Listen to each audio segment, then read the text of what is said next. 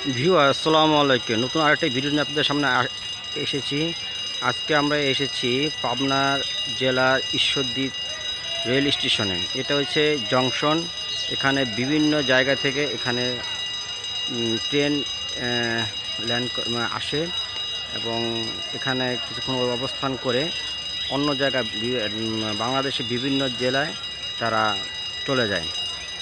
তো এখন একটা ট্রেন আসতেছে, সেই ট্রেন অপেক্ষায় আমি আছি। সেই ভিডিওটি আপনার সামনে প্রকাশ করব। একটু ওয়েট করেন, এখনই চলে আসবে। রাজশাহী থেকে একটা ট্রেন আসবে এখন, রাজশাহী অথবা খুলনা থেকে। কোন ট্রেন আসতেছে সেটা আপনাদের সামনে দেখাচ্ছি, একটু ওয়েট করতে হবে। এটা হচ্ছে ঈশ্বরদীর রেল ক্রসিং।